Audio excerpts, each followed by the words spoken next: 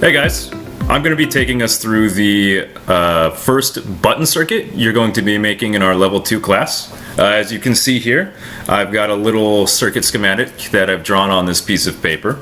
Let's just go over it real quick. You'll notice some things that it has in common with some of our old circuit schematics. So for one, you see an LED and a resistor. So this is more or less just the simple LED circuit, except I've kind of jammed a button, that's what this schematic symbol is, in the middle of the circuit. Now, if you feel like this is not going to be conducive to your students learning, trying to say that this is a button, perhaps you draw this instead in its place. I understand that completely. This is just kind of more the usual conventional way to draw a button in a schematic. But I digress.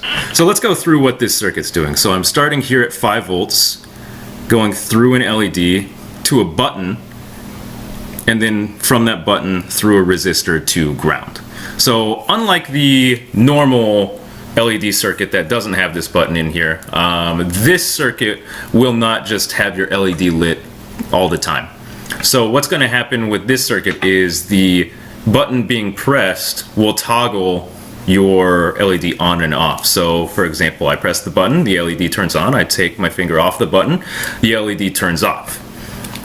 Now I actually have a button here, one of our small little buttons to show you. So if I can maybe orient this just right, you can see that it has 4 legs, and those 4 legs actually fit pretty conveniently onto the breadboard. So you can see like so, I can just bridge between that middle gap there, and it fits nice and snug. Now, doing so is actually going to change the rules of the breadboard slightly, so I'd like to go over that with you real quick. So I have drawn here, fairly poorly drawn as a matter of fact, a breadboard. As you can see, I didn't bother drawing every single row of the breadboard. I just felt like that would take a little too much time, so.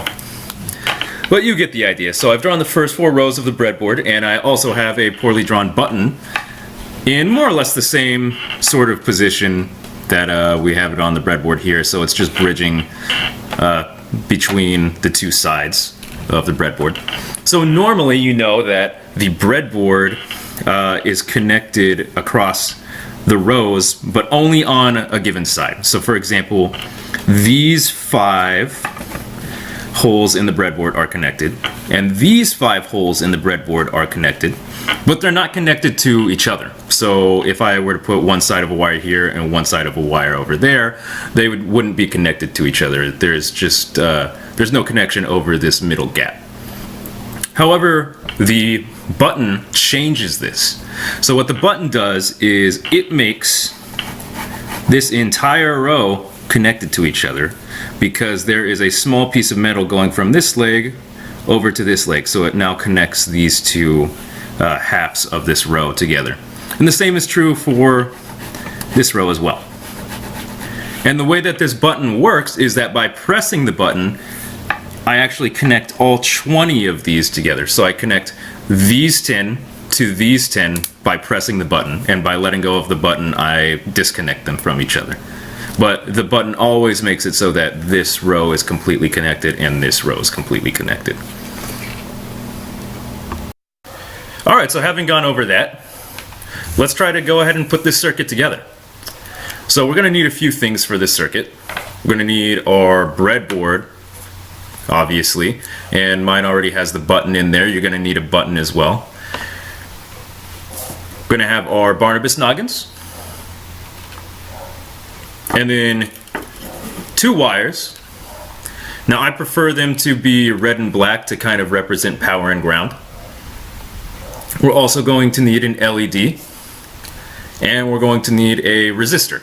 The resistor can be of varying strengths. Just make sure that it's, you know, relatively, we'll say between like 100 and 5,000 ohms. We just want it to be big enough so that our LED doesn't blow out, but small enough so that we're still actually seeing the LED light up. All right.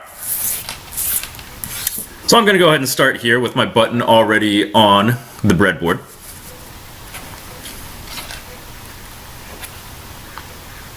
And from here, I'm going to take my Barnabas noggin and I'm going to connect 5 volts to some unused row on the breadboard. So right here, I'm going to go ahead and connect it to that top row. So it's just a couple rows above where the button is. And then I'm going to go ahead and take my LED. And remember that the long side of the LED needs to be the side closer to 5 volts. So I'm going to put the longer side of the LED on the row with the wire and the shorter side on this top row of the button. So the LED leg and this button leg are on the same row.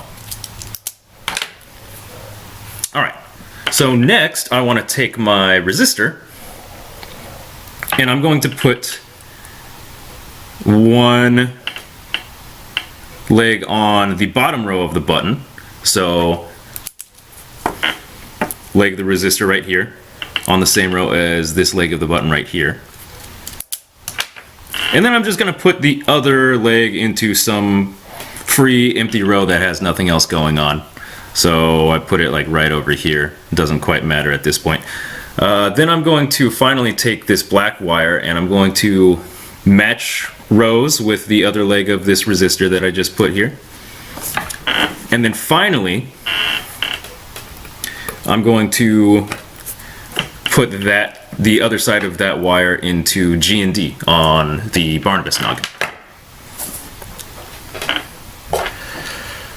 And now for the moment of truth, plug it in. So I see that red light turn on, so clearly I'm getting power. Maybe I should cover this for a minute and take it off screen. There we go.